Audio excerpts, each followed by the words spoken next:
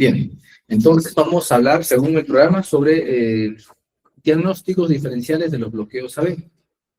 Vamos a colocar casos prácticos, no casos extremadamente complejos, casos nebulosos, no. Queremos hacer casos prácticos que consoliden el conocimiento que ustedes han venido desarrollando, pues, ayer y el día de hoy. No queremos complicarnos, ¿ok?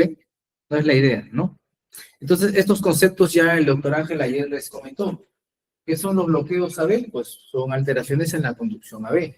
Estos bloqueos AB pueden ser de diferentes magnitudes, de diferentes grados, como simplemente un retardo en la conducción AB, como ocurre con los bloqueos AB de primer grado, pero en algunas ocasiones estos bloqueos pueden ser mayores, generando interrupción en la conducción del estímulo auricular al ventricular, de forma progresiva, intermitente, permanente, generando escapes ventriculares que pueden estar en la parte alta, supraficiana, o de repente infraficiana, ¿no? Entonces, más o menos este es el concepto de un bloqueo AB.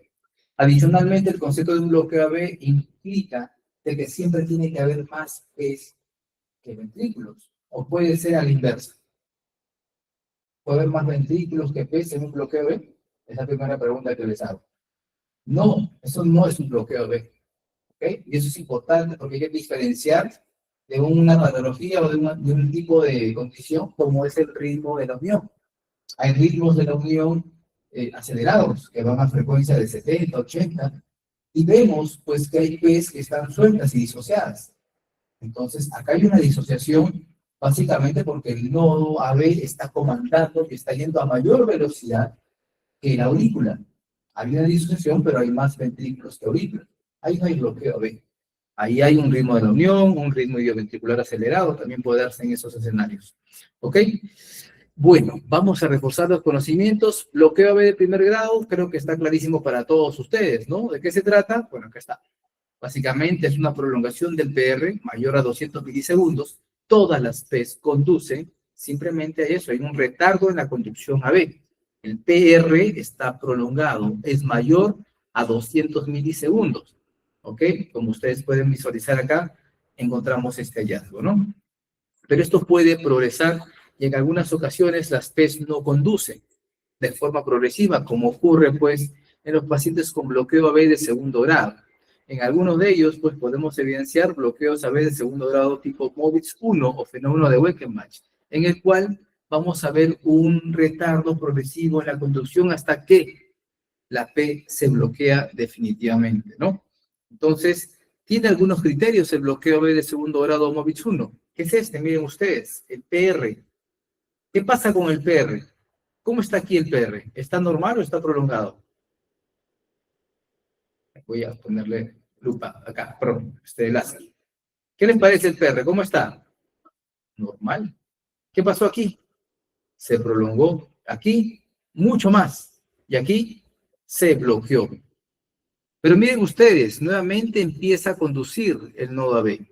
¿Ok? Y este dato es muy importante. A veces nos olvidamos de este dato tan importante. Para hablar de un bloqueo AB de segundo grado MOVIX 1, tiene que ocurrir este fenómeno de progresión de PR, bloquearse una P y luego pues retomarse la conducción por el nodo AB con un PR que va a ser más corto que el PR que ocurrió previo al bloqueo. ¿Es evidente este hallazgo o no? El PR después del bloqueo es mucho más corto que el PR previo al bloqueo. Eso está clarísimo. Pero eso nos olvidamos muchas veces, porque este cambio tan evidente, tan obvio de una progresión del PR, hay veces no es tanto así, no es tan manifiesta, sino más bien estos cambios en el PR suelen ser muy sutiles y empezamos a ver PRs que parecieran que son iguales a los PRs previamente bloqueados, y ahí empezamos a hacer diagnósticos de bloqueo AB de segundo grado MOVIX 2, cuando realmente es un MOVIX 1. ¿Ok? Y recuerden ustedes, un bloqueo AB de segundo grado MOVIX 1, generalmente, no siempre, suele estar asociado a estados de hipervagotonía. Se suele ver en deportistas, en personas jóvenes. ¿Y en qué horario se manifiestan más? ¿De día o de noche? De noche, cuando el vago, la hipervagotonía se aumenta y se incrementa de manera significativa.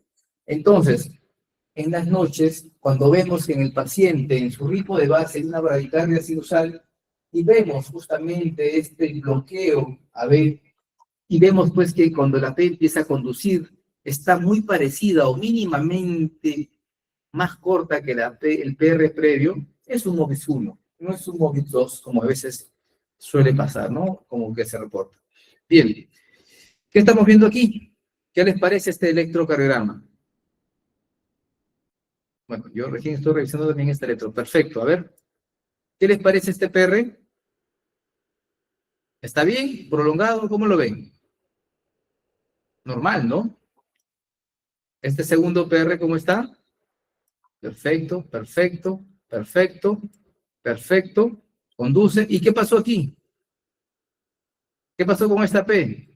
No conduce. ¿Y qué vemos aquí? Nuevamente empieza a conducir. ¿Qué diagnóstico tiene este paciente? Sabemos que es un bloqueo de segundo grado porque hay una P que no conduce. La pregunta ¿es un MOVIS 1 o es un MOVIS 2? ¿Cuál es la gran diferencia? Entonces la clave está en analizar, miren ustedes, la clave está en analizar este detalle. El PR post bloqueo lo comparo con el PR pre-bloqueo. ¿Y qué ven ustedes? Y también pueden ir viendo si es que hay algún grado de progresión. ¿Ok? Aquí claramente pues vemos que esto se mantiene conservado. No vemos ningún cambio significativo o algún grado de progresión del PR. ¿Correcto? Y esto puede ser en el contexto de un paciente de 82 años con episodios sincopales. Ya nos está hablando de que hay una enfermedad importante en la conducción del nodo AB. ¿Ok? Esto corresponde a un bloqueo AB, pues, de segundo grado tipo MOVIS 2, ¿no? Bien. Entonces, los bloqueos AB de tercer grado, pues ya saben ustedes que aquí sí ya no hay pase. No hay pase de ningún estímulo auricular al ventricular. ¿Por qué? Porque ese nodo AB canceló su trabajo. Ya no pasa nada. Y por lo tanto, el estímulo que permitirá que ese corazón siga latiendo dependerá de cualquier automatismo que se encuentre por debajo de ese bloqueo. Puede ser suprafisiano, infrafisiano o idioventricular. Entonces, cuando analizamos nosotros este detalle, cuando analizamos este punto, ¿qué estamos viendo, qué estamos visualizando acá? Que ninguna P se conduce. Analizamos entonces el intervalo PP, ¿correcto? Este es el intervalo PP. Vamos a ver. Analizamos el intervalo PP, que como ustedes pueden ver, se mantiene conservado, ¿no? Y comparamos con el intervalo RR, que se mantiene también conservado. Entonces encontramos una disociación aurículo-ventricular. La pregunta, ¿hay más aurículas que ventrículos o más ventrículos que aurículas? Sin duda que tenemos más aurículas que ventrículos, ¿no? Estamos frente a un bloqueo AB sin lugar a duda. Pero a su vez, también yo puedo definir que este bloqueo AB, ¿de qué tipo es? ¿Es suprafisiano o infrafisiano? ¿Qué es lo que define ese detalle? El ancho del QRS. Si el QRS es estrecho, estamos frente a un bloqueo AB con escape suprafisiano. Si el QRS es ancho, es un infrafisiano. ¿Ok? Muy bien. Siguiente pregunta. ¿Qué ven aquí en este electrocardiograma? A ver. Paciente también con historia de mareos constantes, palpitaciones esporádicas, paciente de 85 años. ¿Qué les parece? Está estandarizado, la frecuencia cardíaca está muy bien. ¿Qué es lo que visualizamos aquí? ¿Qué llama la atención? Bueno, ya, ritmo sinusal, bien tomado, frecuencia cardíaca, pues bien, pero me llama la atención esta pausa. ¿Ven o no esta pausa? ¿Llama la atención o no? Perfecto, entonces acá hay una pausa. Entonces, ¿qué es lo que vamos a analizar nosotros? Vamos a aumentar el zoom, ¿qué les parece? Perdónenme. Vamos a analizar cómo es la conducción. ¿Cómo está el PR aquí? ¿Cómo lo ven? ¿Cómo está el PR? Está como que en el límite, ¿no? Casi a 200 milisegundos. Acá aparece otro PR, pero ¿cómo está este PR comparado con este? ¿Está igual? Está más corto, ¿no? Pero me llama la atención algo también, no sé si es movimiento. No, sí. ¿La P es igual? Es ligeramente diferente, ¿no? Muy bien, ¿qué pasó aquí? Miren ustedes con este PR. Se está prolongando. Entonces, ¿qué me espero? ¿Qué espero en el siguiente latido? ¿Que se siga prolongando? ¿Que se bloquee el paciente? ¿Que se bloquee, perdón, la onda P? Pero no, pues miren, imagínense, no se bloqueó, al contrario, mejoró el PR. Pero después, doctor, acá sí. Uy, ¿qué hay acá? ¿Esto es una P o no? ¿Pero qué pasó con esta P? Ya no conduce. Muy bien, entonces yo les pregunto, ¿este es un bloqueo AB o no es un bloqueo AB? ¿Qué opinan? ¿Qué opinan de este paciente? ¿Ok? Entonces aquí para poder diferenciar este tipo de fenómenos es importante dos conceptos. Primero, que las P's que analicemos tienen que ser P's sinusales. Por lo tanto, ahí les va a ayudar dos cosas. La morfología de la onda P y el intervalo PP. Si la P es sinusal, pues va a mantener su morfología, ¿correcto? Y va a mantener una frecuencia. El intervalo PP se va a mantener regular. Y si en ese contexto de intervalo PP vemos que hay una prolongación del PR hasta que se bloquee, o simplemente de forma abrupta hay un bloqueo en la conducción de una de estas P sinusales, pues sí, estamos viendo un bloqueo B. Sin embargo, acá estamos viendo algo diferente, ¿no? Estamos viendo un ritmo sinusal, ¿sí? PR, QRS, onda T, un ritmo que me genera dudas si eso no es sinusal, y tienes un PR como que más corto, otro ritmo, ¿ok? Que se adelanta. Miren ustedes, entonces acá tengo yo un intervalo PP, imagínense, ¿cuántos tenemos? Más o menos acá, 1, 2, 3, 4 y un poquito más. De aquí, de esta P a esta otra P, ¿cómo es el intervalo? ¿Es más, es igual o es más corto? Es más corto, ¿ok? Aparece una P y esta P, cuando quiere conducir, se prolonga el PR. ¿Qué pasó aquí? ¿Qué está pasando en este momento? No están viendo mi puntero, disculpen. Disculpen, ahora sí, ¿no? ¿Qué pasó en este momento? ¿Qué pasó cuando el PR se prolongó? El nodo AB está en su periodo refractario, pero pasó la conducción. ¿Cómo va a estar en su periodo refractario, doctor? Claro, ¿recuerdan ustedes en la mañana cuando hablamos? El nodo AB, ¿cuántos caminos tiene? ¿Uno solo o tiene dos caminos? Dos caminos. Así es. El nodo AB te puede ofrecer su conducción por la vía rápida y también su conducción por la vía lenta. ¿Qué pasó aquí? Pues un latido extrasistólico se adelantó y cuando este latido se adelantó, encontró a la vía rápida en periodo refractario y por lo tanto él tuvo que irse por la vía lenta y el PR se prolongó. ¿Ok? Muy bien. Acá nuevamente tenemos la P, el PR conduce. Y aquí, ¿qué pasó aquí? ¿Qué es esto? ¿Es el ritmo del paciente o es una extrasístole auricular? ¿Cómo lo defino? El intervalo PP. Miren, este es el intervalo PP. Comparen este intervalo PP con este intervalo PP. Muy cortito, ¿no? Este es una extrasístole auricular. Y ahora sí, como fue muy precoz la extrasístole auricular, ¿encontró alguno de los componentes del nodo AB dispuestos a conducirla al ventrículo? No. Bloqueo. Se bloqueó la extrasístole auricular. Entonces el paciente no está bloqueado, pues tiene una extrasístole auricular bloqueada. De repente necesita que le dé más beta bloqueador. Ahí de repente ya llega el paciente bien bloqueado. No, mentira. Esta es una extrasístole auricular, ¿correcto?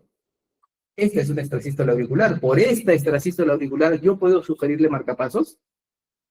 No, es una extrasístole auricular, ¿correcto? Esto es muy importante. Entonces, bueno, analicemos. El mismo paciente le hicieron su Holter. ¿Qué están viendo? Lo mismo, ¿o no?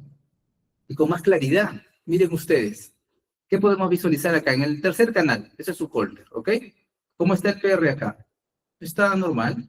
Conduce, conduce, conduce, conduce. ¿Ven que prolonga el PR? No prolonga, conduce. Y acá hay una pausa. Similar a su electrocardiograma. Oye, pero acá no parece haber nada, pero para eso son los tres canales del Holter. No están de adorno los tres canales. Los 3 canales me permiten visualizar qué otros fenómenos no se registran aquí, pero sí se pueden registrar aquí, porque de repente la despolarización es perpendicular a esta línea y por eso me genera una línea plana. ¿Pero qué ven aquí? ¿Ok? Vemos una activación auricular, y acá se ve una mosquita, algo chiquito que no conduce. ¿Qué es esto? ¿Es un bloqueo AB o es una extrasístole auricular bloqueada? Esto es una extrasístole auricular bloqueada. ¿Por qué? Miren ustedes, por 2 cosas. ¿Cómo es el intervalo PP? De esta magnitud. Aquí debería caer la P, ¿o no? Pero se adelantó una extrasístole auricular que encontró al nodo AB en periodo refractario y no condujo. No se conduce. Como esta extrasístole auricular inhibe al nodo sinusal, como un marcapaso el nodo sinusal se resetea. Y al resetearse el nodo sinusal, pues corre el tiempo que corría antes. Miren, ¿cuánto demora el nodo sinusal para activarse en esta distancia? Al haber un extrasístole, nuestro nodo sinusal es como un marcapaso. Dice, hay ritmo propio, me inhibo, espero el tiempo que estaba normalmente yo esperando para estimular, pum, mando otro latido. Eso es lo que pasa. Y de nuevo, conduce. Solo es una extrasístole auricular. ¿Ok? Bien. Sigamos viendo. ¿Ok? Lo mismo. Este es un estudio Holter y preguntamos, ¿hay bloqueo B? Bueno, miren este trazado. ¿Qué les parece? ¿Ok? Tenemos acá un PR. ¿Cómo está el PR aquí? ¿Normal o está alterado? ¿Ah? ¿Qué les parece? El PR está largo, ¿no? Hay un bloqueo B de primer grado, ya de cajón. El paciente está en bloqueo B de primer grado, de base. Pero acá hay una pausa, doctor, de 2.8 segundos. Pero así no me diga que no es nada, por favor, ya. Toma acciones, por favor. A ver, ¿qué pasa? PR, bloqueo B de primer grado, conduce todas. Y aquí tengo una pausa.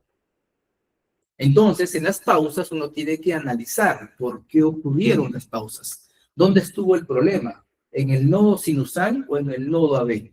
Siempre debo de analizar ese detalle. Y para eso tengo que buscar, pues, si hay o no hay P sueltas. Uy, acá ya estoy viendo una P suelta. ¿Ok? Entonces, estamos viendo que el paciente está en bloqueo AB de primer grado. Por aquí hay, al parecer, una ligera progresión del PR, me parece. ¿Sí? ¿Se dan cuenta? ¿Correcto? Pero luego, ¿qué vamos a ver? Luego, normalmente, este intervalo PP, ¿qué me debería generar? Otra P más o menos por aquí, ¿no? ¿Y qué pasó? ¿Qué pasó con el nodo sinusal? Le correspondía haber mandado una P por aquí. Se durmió, ¿no? No despertó el nodo sinusal. Y luego apareció otro. ¿Esta P es igual a esta P previa? No, apareció entonces. Como el nodo sinusal se quedó dormido, ¿qué pasó? Otras células auriculares despertaron y dijeron, ¿qué pasa, señor nodo sinusal? Hay que activarnos. Se activó. ¿Ok? Pero miren ustedes, no conducen. ¿Ok? Y entonces, aquí aparece nuevamente un nuevo ritmo que sí conduce. La pregunta es, ¿frente a qué fenómeno estamos? ¿A una disfunción sinusal o a un bloqueo AB? Porque acá no conduce. ¿Y qué tipo de bloqueo AB? Que ya de base sabemos que tiene placito un bloqueo AB, bueno, de primer grado, que siento que está progresando. ¿Ok? Y que cuando empieza a conducir, ¿cómo está este PR? Más corto que el anterior. ¿Ok? ¿Qué es esto? Este es un fenómeno de Wenckebach, pero que no es clásicamente un fenómeno de Wenckebach como conocemos nosotros, ¿no? Es una secuencia típica de Wenckebach. ¿Ok? En donde nos genera esta situación, ¿por qué? Porque el nodo sinusal disfuncionó, apareció un latido ectópico que, bueno, no condujo, porque hay, obviamente, aquí hay un problema de, también trastorno en la conducción AB, pero de nuevo, pues, vuelve a conducir el paciente sin problema, ¿no? Muy bien. Este es el caso de un paciente pediátrico que me compartió Ángel, paciente de 21 meses. Miren ustedes, ¿qué estamos visualizando aquí? Vemos el RR, se ve bien. Vemos una P que conduce QRS pegadita, una P que conduce QRS pegadita, ¿sí? Pero ¿qué más estamos viendo aquí? Veo también otra muesca aquí, otra muesca a este nivel. Pero también, ¿qué me llama la atención? Este paciente no está muy taquicárdico, ¿ah? ¿correcto? No está muy bradicárdico, perdón. Sin embargo, llama la atención que si ustedes entre los intervalos RR trazan su línea media, ¿qué pasa con la onda T? Trazo la línea media acá mejor, más clarito. ¿Está antes o después de la línea media? Está después, está después. Entre estos dos, línea media está por acá, está después. Entonces estamos con un paciente que de base tiene un síndrome de QT largo, acá lo ven mejor, miren acá, ¿no? Un síndrome de QT largo que está haciendo un bloqueo AB de tipo 2-1. Esta onda P que tiene acá el paciente no tiene la misma morfología que su P sinusal, pero no conduce al ventrículo. ¿Por qué? Porque encuentra pues al bloqueo, al nodo AB en su periodo refractario, secundario a este QT largo que tiene el paciente. Este es un bloqueo funcional o, bueno, asociado pues a un QT largo que pues está dando en un paciente de 21 meses, ¿no? Bien, seguimos viendo. ¿Qué les parece este electrocardiograma? Esto sí está facilito. ¿O no? Bueno, este es un Holter, ¿no? Realmente. ¿Qué estamos viendo acá? Una P que conduce con un bloqueo B de base, pero el siguiente latido, ¿qué pasa con el PR? Se prolonga, el siguiente se prolonga, y hay una P que ya no conduce, y vuelve nuevamente, ahora sí, a conducir. El PR que conduce después del bloqueo comparado con el PR antes del bloqueo. Hay una clara diferencia, ¿no? El PR es más corto en relación al previo. Esto es un MOVIS 1, ¿ok? Y así podemos ir viendo, pues, varios ejemplos, ¿no? De estos pacientes. ¿Qué ven aquí? ¿Qué estamos viendo? P que no conduce, P que conduce. P que no conduce, P que conduce, ¿no?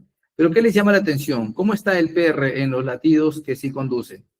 ¿Es cambiante o es constante? Constante, ¿correcto? Entonces, y esta P es idéntica a esta P. La P que conduce es igual a la que no conduce. Estamos con un bloqueo B tipo 2-1. ¿Ok? Otro ejemplo más. ¿Qué estamos viendo en este caso? ¿Ok? Un paciente que tiene, pues, esta conducción. ¿Qué les llama la atención de este electrocardiograma? Vemos P's por aquí, vemos QRS por allá. ¿Ok? ¿Sí lo ven? Clarísimo, ¿no? ¿Identifican a las P's? Perfecto, el QRS, P, QRS. ¿Y qué pasó aquí? La P se metió en el QRS. ¿Sí se dan cuenta o no? Correcto. ¿Y qué pasó aquí? La P de nuevo quiere salir del QRS. ¿Qué tenemos aquí? QRS, pero ¿dónde está la P? Se fue la P. Aquí, la P QRS y aquí la P que compite con el QRS. ¿Qué diagnóstico es? ¿Bloqueo B? ¿Qué tipo de bloqueo B es este? ¿Cómo es el intervalo PP comparado con el intervalo RR? ¿Quién está yendo más rápido? ¿La P o el QRS? Esa es la pregunta clave que se tienen que hacer para poder diferenciar justamente estos diagnósticos diferenciales. A veces se confunde, dice, doctor, está disociado, ¿no? Entonces está con bloqueo AB. No, a veces simplemente estamos con un ritmo de la unión que compite con el ritmo sinusal del paciente. O pacientes que por un momento, miren ustedes, tienes onda P, QRS, perfecto, pero acá no hay onda P. Escapa el ritmo de la unión que está pues acelerado, ¿no? Y así. Bueno, continuemos ya para terminar, porque Ángel tiene que presentar su charla, perdón, y aquí pueden ver lo siguiente, miren ustedes, PR prolongado, uy, empieza a aumentar, ¿qué pasa con el PR aquí? Se prolongó aún más, ¿y qué pasó aquí? La P se bloqueó. Este PR, comparado con el PR previo, es más corto, ¿no? Entonces, esto es un MOVIS 1. ¿Ok? Listo. Con eso termino. Ahora sí doy paso al doctor Ángel para que pueda darles su charla.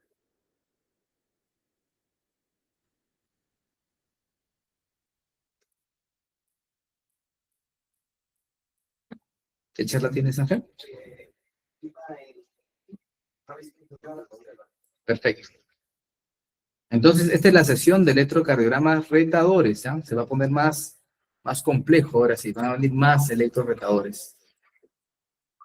Entonces voy a dar pase pues al doctor Ángel que ya está preparando en el audio. Podemos iniciar la grabación. Gracias. Gracias, Richard. Vamos a ahora hablar de otros electrocardiogramas que son retadores. El bloqueo de rama izquierda, como ya ha sido descrito el día de ayer, nos puede generar muchas dificultades para diagnosticar un infarto agudo de miocardio, ¿no? Este paciente tiene un bloqueo de rama izquierda, estamos de acuerdo. ¿Tiene o no tiene un infarto? Se ve aquí que la máquina de electrocardiograma ha achicado el, el voltaje, me parece, está en 10. No dice que está en 10, ¿no? Bueno, pero tiene un bloqueo de rama izquierda. ¿Tendrá un infarto? Viene con dolor, obviamente. ¿Será un infarto o no será un infarto? La intención de la charla es justamente analizar si realmente tiene un infarto o no tiene un infarto. Ya hace muchos años, Elena Esgarbosa hizo unos criterios, ¿no?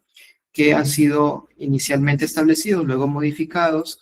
También hay signos aislados y finalmente hay unos criterios no tan antiguos que son los criterios de Barcelona, de los cuales vamos a hablar el día de hoy.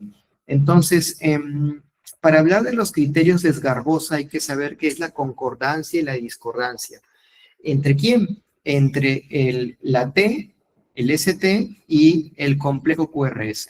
Serán concordantes cuando tengan la misma polaridad, es decir, positivos ambos, y serán, o negativos ambos, y serán discordantes cuando un QRS sea positivo y el ST sea negativo. Entonces, sabemos que un paciente con bloqueo de rama izquierda tiene repolarización alterada. Es por eso que la doctora Esgarbosa presentó estos criterios que son los originales. ¿Qué nos establecen los criterios de Esgarbosa? Pues establecen una escala con puntos para ver si se trata o no de un infarto agudo de miocardio.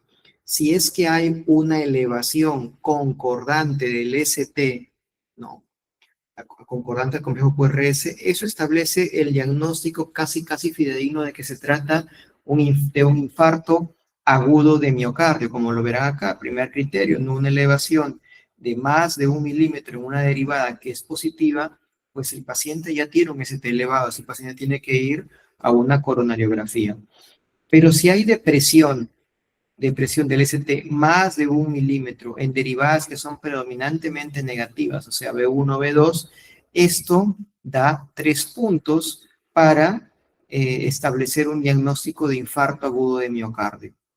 ¿No? Son los criterios de concordancia, el supra y el infra. 5 puntos si es supra, 3 puntos si es infra. Pero también tenemos la elevación discordante, que en su momento se estableció que eran 5 milímetros. Y tenemos más de 5 milímetros de supradesnivel discordante, o sea, que esté en B1, B2, B3, porque pues ya sabemos que un bloqueo de rama izquierda es negativo en estas derivadas, estableceremos que tiene 2 puntos para la probabilidad de que se trate de un infarto. Los 2 primeros nos establecen la probabilidad de que se trate de un infarto agudo de miocardio. No se puede localizar la arteria, ojo, pero sí podemos decir que tiene un infarto agudo de miocardio. No han sido esos criterios validados en varias series, ¿no? Pero no tiene tanta sensibilidad. Sí tiene buena especificidad, pero no hay tanta sensibilidad porque a veces en la práctica clínica tampoco podemos esperar encontrarlos y la clínica manda, ¿no? Dolor típico, enzimas positivas, por más que el electro pues no refleje un cuadro, no puntúe, tenemos que tratar a ese paciente de forma invasiva. Pero ha habido una modificación por el autor Smith, ¿no? En Estados Unidos, el primer criterio y el segundo se mantienen, pero el tercer criterio se ha alterado, se ha modificado, ¿no? Entonces los criterios de concordancia se mantienen, pero el criterio de discordancia se modifica.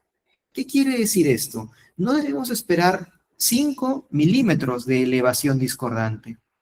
¿Por qué? Porque esto es relativo, ¿no? Porque si la S mide 8 milímetros y el supra es de 4, oye, eso es significativo. Hay un porcentaje, ¿no? Entonces, Smith establece que si el ST está superado más del 25% de la S, entonces esto ya es desproporcionado. Le llamamos discordancia desproporcionada. ¿Correcto? Vamos a ver unos ejemplos. Miren, por ejemplo, aquí, este paciente, bloqueo completo de rama izquierda. Miren, tiene un supradesnivel en B2, bastante llamativo, ¿no? Podemos verlo, aquí finaliza el complejo QRS, tiene un supradesnivel enorme en B2, ¿sí? Hay un supra, entonces, en teoría, son 2 puntos en la escala de Edgar-Bosa, ¿no? Pero ¿qué pasa? La S es tan grande, ¿no? La S mide 53 y está supradesnivelado 7, entonces 7 de 53 es menos del 25%. Este criterio, entonces, no podríamos decir que tiene 2 puntos en Edgar Bosa, no cumple ningún criterio. Entonces, aquí hay una elevación, ¿no? Que es, digamos, esperable para tremenda onda S que tiene este paciente en la derivada V2. Entonces, no se puede decir que tiene 2 puntos en la escala de Edgar-Bosa. Es por ello que es importante siempre evaluar el supradesnivel del ST cuando, en relación a la onda S, ¿no? Siendo 25 el punto de corte, ¿no? Aquí, por ejemplo, miren, es un supradesnivel del ST de 4 milímetros. En teoría no puntuaba en la escala original, porque tiene que ser 5, ¿verdad? Pero ¿qué pasa? Que esta S está midiendo más o menos 9 o 10 cuadraditos. 4 de 9 ya es más del 25%. Sí estaría puntuando en la escala de 2 puntos, ¿no? En la escala de Esgarbosa. Entonces, acá hay una elevación discordante excesiva, ¿no? Que nos ayuda a poder diagnosticar un infarto agudo de miocardio. Entonces, criterios de concordancia se mantienen, supra más de 1 o infra menos de 1 concordante, y las elevaciones discordantes tienen que ser excesivas, definidas como que la elevación debe ser 25% o más de la onda S. También tenemos signos aislados como la presencia de notch, sobre todo nuevos, cuando tenemos de repente un electro de un paciente previamente, porque los pacientes son conocidos ya en el hospital, ya tienen un bloqueo antiguo de rama izquierda, pero yo le tomo ahorita otro electro y veo que comienzan a aparecer notch o melladuras en derivadas izquierdas. Esto parece también apoyar la presencia de un infarto agudo de miocardio. Ojo, estamos en el contexto que al paciente le está doliendo el pecho, ¿sí?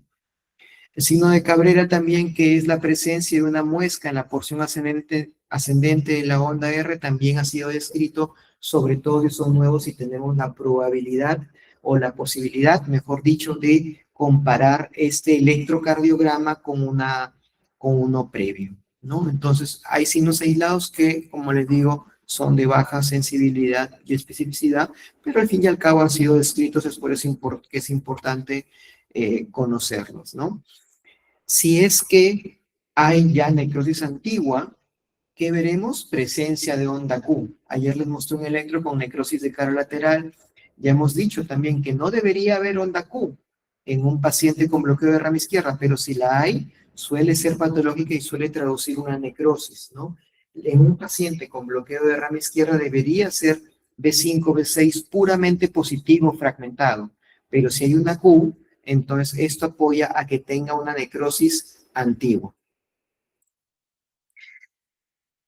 Surgen otros criterios. Los criterios de Barcelona han sido publicados ya hace unos 6 o 7 años, en donde hay bastantes datos importantes, ¿no? Y hablan de desviaciones concordantes más de 1 milímetro en cualquier derivada y una desviación discordante en cualquier derivada, pero que sea de bajo voltaje, definida como bajo voltaje menor de 6 milímetros. Vamos a ver eso que parece confuso, vamos a afianzarlo.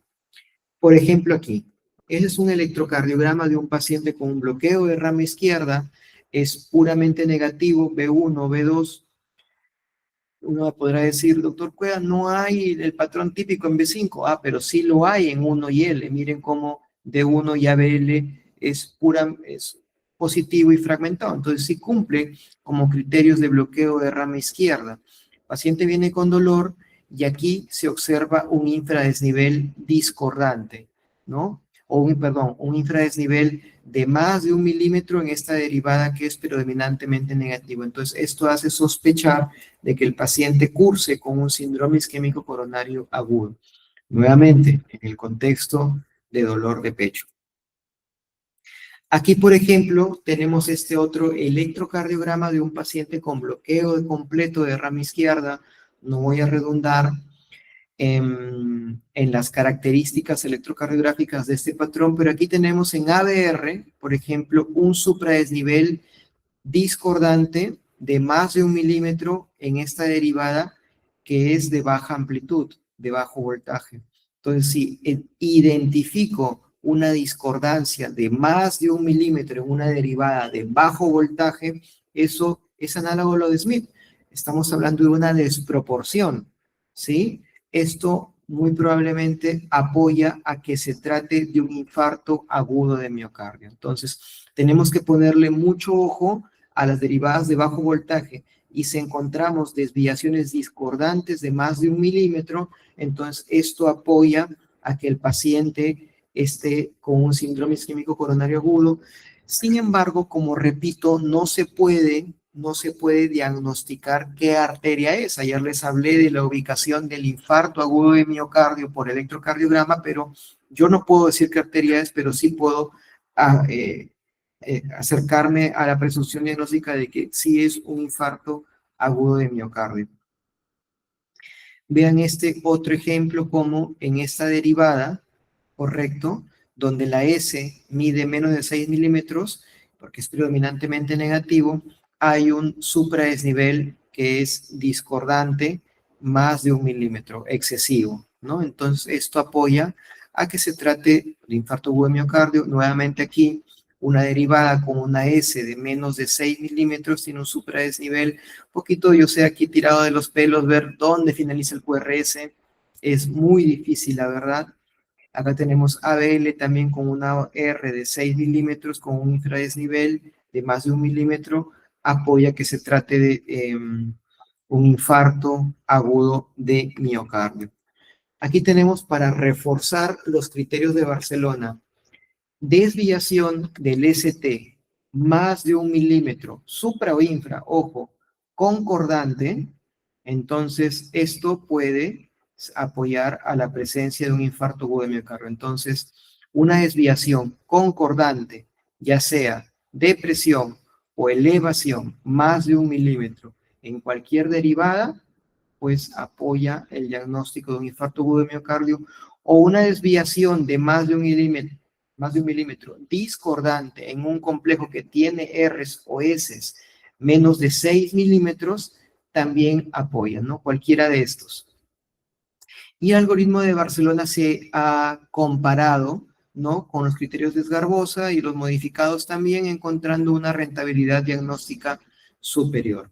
Pero, como les digo, en la práctica clínica, a veces esos scores, que es bueno conocerlos, es bueno tenerlos a la mano, muchas veces pueden pasar a un segundo plano frente al cuadro del paciente, ¿no? Si es un paciente ya conocido con enfermedad coronaria, ya posoperado de bypass y te viene con un dolor, no vas a esperar, y sabes que tiene fracción de eyección 25, un dolor agudo típico con troponinas en el cielo, no vamos a esperar tampoco de que tengan sus criterios necesariamente todos, ¿no? Para tener una conducta apropiada invasiva.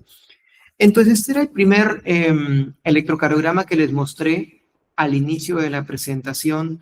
Repasemos los criterios de Sgarbosa. No hay una elevación concordante del ST en ninguna derivada. En ninguno hay supra. ¿Estamos claros? No hay supra en ninguna derivada, ¿no? Tampoco, el segundo criterio, no hay una depresión del ST más de 1 milímetro en B1, B2, B3. No la hay, ¿sí? Y no hay un supradesnivel de más de 5 en estas derivadas, no lo hay. Entonces, por los criterios clásicos de Sgarbosa, no estamos encontrando o de repente sospechando de que sea un infarto agudo de miocardio. ¿Qué tal los de Smith? El 1 y el 2, pues son iguales que los criterios de Sgarbosa, pero vamos a ver si es que hay discordancias excesivas. No hay un supradesnivel desproporcionado porque por ningún lado hay supradesnivel del ST, pero sí hay un infradesnivel discordante desproporcionado aquí.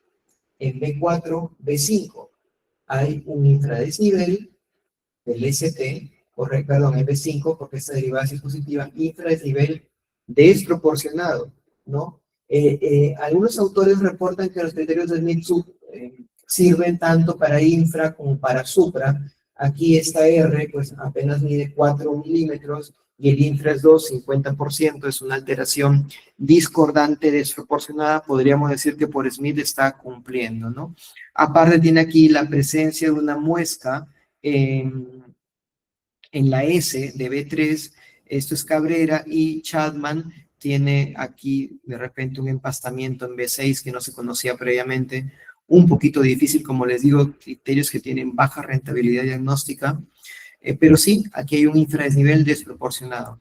Y si le aplico Barcelona, no hay desviaciones concordantes más de 1 milímetro. Vamos a ver derivada por derivada. Aquí es positivo, en D1 no hay supra positivo, D2 es negativo, no hay infranegativo, D3 es negativo, no hay infranegativo, ABR está plano, no la contemos, ABL es positivo, no hay no hay un supra positivo, aquí ABF es negativo, no hay infra, estas tres, B1, B2, B3, son negativas, no hay descenso del ST, estas otras tres, B4, B5, B6, pues B5, B6 son positivas, no hay supra. Entonces, no hay ninguna desviación concordante. Pero segundo criterio, desviaciones discordantes de más de 1 milímetro sí las hay, porque B5, que es puramente positivo, tiene un infradesnivel de más de 1 milímetro y B6 también parece tenerlo. Por lo tanto, este paciente tiene que ir a una conducta invasiva por tratarse de un paciente que está puntuando en la escala desgarbosa. Entonces, nuevamente, recordar los criterios de Barcelona, perdón, me confundí. Criterios de desgarbosa clásicos, los dos primeros, que son criterios de concordancia, el último de discordancia, viene Smith a hablarnos de las discordancias desproporcionadas, es decir, las elevaciones o infradesniveles tienen que ser evaluados en contexto de la S previa o de la R previa, y Barcelona que nos pide poner mucho ojo a las derivadas que tienen ondas S o R de muy bajo voltaje, ver si por ahí hay alguna discordancia de más de 1 milímetro, ¿no? Eso sería toda esta charla.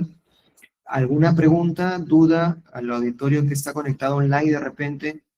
¿Tú quisieras agregar algo, Richard? Continúo. Yo creo que está muy claro, ¿no? Es importante lo de bloqueo de rama izquierda. Sí. Es muy importante, pues, el análisis del bloqueo de rama izquierda en un contexto clínico, obviamente, que sugiere, pues, un evento coronario agudo, ¿no?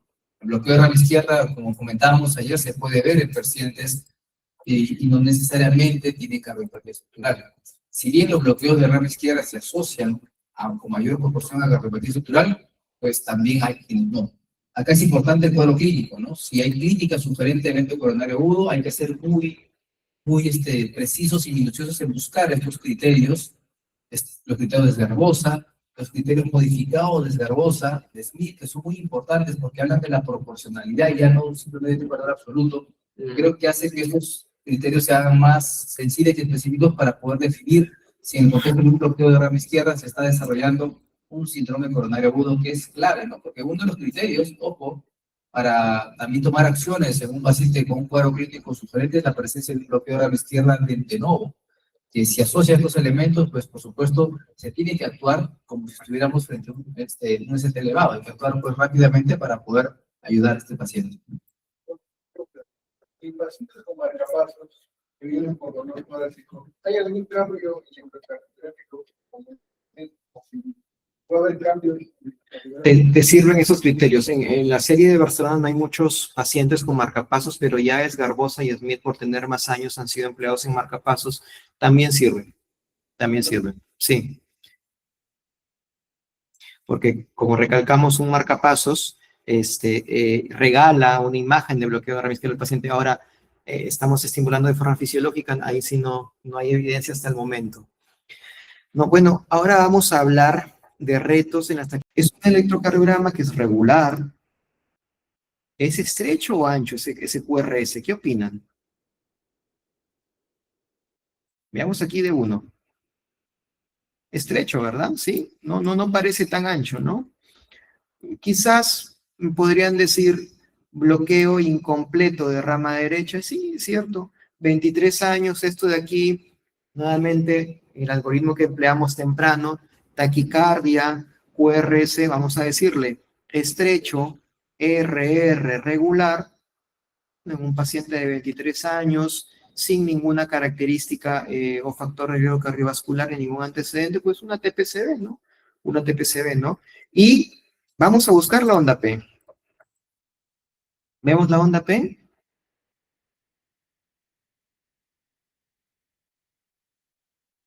Ahí está señalada, ¿verdad? Se ve claramente. Entonces, vamos a pasar de decir síndrome doloroso abdominal a decir síndrome doloroso abdominal de fosa ilíaca derecha. Taquicardia, QRS estrecho, RR regular, RP corto o largo. Dividamos el RR en dos. Entonces, aquí está la P, cae en la primera mitad, ¿verdad? ¿Sí? No tan pegadito, correcto, pero se ve la P, se ve claramente la P, está señalada, y entonces, TPCB, ¿qué tenemos que hacer? Perfecto, vagales y adenosina, muy bien, sí, TPCB, ¿no? Le ponemos 12 miligramos de adenosina, ya Richard mostró ahí están los 12 miligramos de adenosina, ¿qué pasó?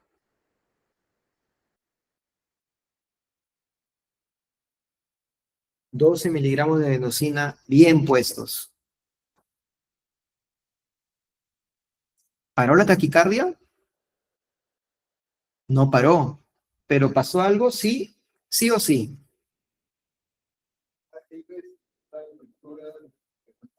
Perfecto, doctor, muy bien. Vemos acá que aquí se mantiene la P, se mantiene la P, y aquí, ¿qué pasó? Tercer complejo, no hay P. Aquí sí, se recupera la P, se recupera la P, se recupera la... Aquí no hay P. Entonces, ¿qué estamos logrando con la adenosina? ¿Qué estamos frenando? Al nodo aurículo-ventricular. Entonces, esto de aquí, que fue catalogado como una supraventricular, no frenó con adenosina, pero establecimos ya el diagnóstico con esto. Esa taquicardia es independiente de la función del nodo auriculoventricular. Por más que el QRS sea estrechito, ¿no? O no tan ancho, por así decirlo. Entonces, esto es lo que está pasando. Aquí tenemos un diagrama en donde vemos que en realidad se trata de una taquicardia ventricular con retroconducción. Vemos cómo el impulso eléctrico está abajo en el ventrículo, ¿sí? Conduce de forma retrógrada hacia la aurícula. Voy a señalarlo mejor con el puntero, aquí está. Complejo ventricular, conduce retrógrado hacia la aurícula, ¿sí? Sucesivamente, y aquí hay un bloqueo de la conducción del nodo por la adenosina. Aquí ya hay una pérdida de la onda P retrógrada. Este electrocardiograma, al igual que el que mostramos temprano, es un paciente con una taquicardia que está teniendo conducción retrógrada y que la adenosina afortunadamente nos dejó ver que no depende del nodo auriculoventricular, ¿no? La pregunta es, ¿y por qué está estrecho? ¿Qué es entonces? Lo mencioné temprano en mi charla. Si está estrecho o no tan ancho ya, por así decirlo. ¿Tendrá que ver el músculo en esa taquicardia? El músculo es una fascicular. Muy bien, es una fascicular. Bloqueo de rama derecha, eje superior, ¿correcto? Superior, izquierdo, S profunda en B6. Esa es la morfología que no debemos olvidar. Por más que no está tan ancho, es un caso reportado en la literatura, ¿no? Es un caso reportado en la literatura. Acá no hay duda, abajo ese es otro trazado del mismo paciente, hay capturas, fusiones, eso es TB de forma escandalosa. Y bueno, el paciente, los médicos que trataron a ese paciente vinieron al curso del doctor Soto y del doctor Cuevas, aprendieron bien el patrón, le pusieron verapamilo muy bien puesto y tiene esto. Tiene este electrocardiograma post-reversión. ¿Será tan desafortunado de tener miocardiopatía hipertrófica a la vez este paciente? Porque yo veo ahí que está en sinusal, pero con ondas T negativas, ¿verdad? Escandalosamente negativas. B3, B4, B5, B6, 1, ABL, 2, muy negativas, ¿no? Yo veo este patrón y es miocardiopatía hipertrófica u otra patología, ¿no? De las que ya nos explicaron temprano, ¿no? ¿Qué estará pasando? ¿Se infartó también el paciente, 23 añitos? Lo mandamos a su casa con verapamilo y aspirina y clopidogrel también, porque encima le toman enzimas y salen positivas, un poquito, ¿no? Ha estado en taquicardia. Sí que ese no elevado, del cual les hablé ayer, ¿no? ¿Es un sí que ese no elevado? ¿Sí o no? ¿Le dolió un poquito el pecho, ojo, por taquicardia? Bueno, si ha estado horas en taquicardia, puede doler el pecho. Es un fenómeno de memoria de la T. Al haber estado tanto tiempo en taquicardia, la T se altera y se queda con fenómeno de memoria, fenómeno que puede durar variable, ¿ah? Una semana, dos, unos días, ¿no? Suele durar más de 48 horas. Quiero que presten atención a la polaridad de las T's. Miren, de B4 a B6, ¿cómo son? ¿Negativas o positivas? Negativas, perfecto. Quiero que presten atención a la polaridad del QRS durante taquicardia. De B4 a B6. ¿Negativo o positivo? QRS, negativo. Muy bien. Seguimos. ¿Cómo es en inferiores? 2, 3, ABF. Negativo o positiva, la T. Negativa. En taquicardia, 2, 3, ABF. El QRS ahora. ¿Negativo o positivo? Negativo. Perfecto. En V1, ¿cómo es el QRS en taquicardia? Y en sinusal, ¿la T cómo está? La onda T se enamora del complejo QRS y lo sigue unos cuantos días. Después el amor se le pasa y se olvida. Ese es el fenómeno de la onda T de memoria. Lo vemos también cuando quitamos una vía accesoria. Al día siguiente, cuando damos de alta a nuestros pacientes post-ablación, tenían una presentación manifiesta. Ya están en sinusal con T negativas. El fenómeno de la memoria de la T es ese amor pasajero que tiene la T por el QRS. Luego se le pasa. ¿Sí? Entonces es un fenómeno de memoria de la T. Durará unos cuantos días y luego se esfuma, ¿no? Se ríen porque de repente hay unos casos por ahí similares. Bueno, este es otro paciente, 34 años, ese ya tienen que decirme a gritos que es fascicular, ¿verdad? Es un caso real del instituto. El doctor Soto entró a hacer la ablación. Este es fascicular. No hay vuelta que darle, no está tan ancho, tampoco tan estrecho. La morfología típica, entonces, en la fascicular, aquí está el circuito en el fascículo posterior. Lo que se hace es una ablación ahí a nivel del fascículo posterior, ¿no? Y está descrito que hay varios tipos de fasciculares, ¿no? Entonces, aquí hicieron la ablación, ¿no? A nivel del fascículo posterior, pero días después este paciente viene con este electro. ¿Qué opinan de este electrocardiograma? Taquicardia, QRS estrecho, ERR regular, ¿verdad? Debe ser una supra. ¿Será tan desafortunado el paciente de tener una fascicular posterior y una TPCB? ¿Ustedes creen que sea tan desafortunado dos sustratos? ¿Qué les parece esto? Yo lo veo estrecho. El doctor Cueva me ha dicho que si es estrechito es una fascicular, ¿no? Entonces ya debe tener bloqueo de rama izquierda en B1, S profundas en B6, pero no las tiene. B1 yo no veo bloqueo de rama izquierda. De bloqueo de rama derecha, perdón. No veo S profundas en B6. No veo que el eje esté desviado. Miren, 2, 3 ABF es positivo, entonces es una supra. Hay en el séptimo sentido en la Excelente. hay en el séptimo latido. Muy bien. Vamos a ver tu premio, ¿ah? Aquí, este latido es un latido de fusión, ¿correcto? Es una morfología diferente al de la taquicardia. Es un latido de fusión. Acá lo vamos a encerrar. Entonces, ya les hemos recalcado que si encontramos signos patognomónicos, ¿esto qué es? Taquicardia ventricular. Pero ¿por qué rayos está estrecho? Y de hecho, se ven aquí unas ondas P que las he graficado. Está disociado. Está completamente disociado, pero sigue siendo taquicardia ventricular por el simple hecho de que tenemos signos patognomónicos. Entonces, luego la ablación hace esto, miren, se ensancha. Un caso que nos rompió la cabeza en su momento en sala. Pensamos supraventricular aberrada. Qué tontos hemos sido, hay que ir arriba a las aurículas a buscar el sustrato. ¿Se ensanchó? Sí, se ensanchó claramente, pero no se altera de repente el RR, pero aquí se ensancha.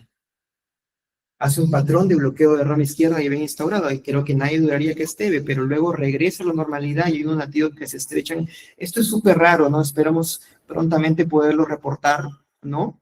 Hace este patrón de bloqueo de rama izquierda y luego, durante taquicardia, miren aquí este momento, miren V1. Ahí hace un patrón de bloqueo de rama derecha. No para la taquicardia y nuevamente continúa con ese QRS angosto. De verdad que esto en su momento nos causó bastante dificultad. 3 morfologías. ¿Serán 3 taquicardias?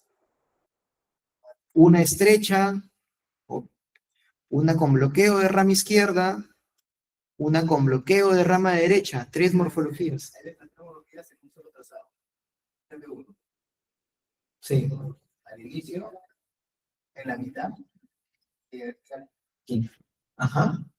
Entonces, la zona de en una sola derivada, exactamente, en una sola imagen, 3 morfologías. Entonces, lo que pasó fue que este paciente tenía una fascicular posterior, eso sí, no hay duda, y ya está bien ablacionado, pero debe haber tenido algunas conexiones un poquito más arriba con fibra de Purkinje normal. Tenía una fascicular septal alta. Aquí ahora el circuito que estaba acá se migró para acá, ¿no? Y pasa que el circuito estaba ahí, pero por momentos hacía bloqueo funcional de la rama izquierda, ¿sí? Y también hacía bloqueo funcional de la rama derecha. O sea, el circuito seguía arriba, muy cerquita del nodo AB, por eso es que la taquicardia tenía QRS estrecho y por ratos hacía aberrancia de rama. Entonces, la aberrancia les hemos dicho que es un fenómeno que ocurre en las supraventriculares, pero es curioso que en esta taquicardia muy septal alta ocurran estos fenómenos, ¿no? Por eso les digo, esperamos prontamente reportarlo, en un caso muy curioso que lo quise traer y compartir con todos ustedes el día de hoy. Finalmente, aplicando radiofrecuencia, no hace falta entender esta cosa de arriba, ya, pero quiero que vean acá abajo cómo durante taquicardia se aplica acá radiofrecuencia y casi inmediatamente para la taquicardia y santo remedio. Entonces se hizo la ablación a nivel del fascículo septal alto. Es un caso de nosotros. Acá hay otro caso en la literatura muy parecido. Vean ese QRS bastante,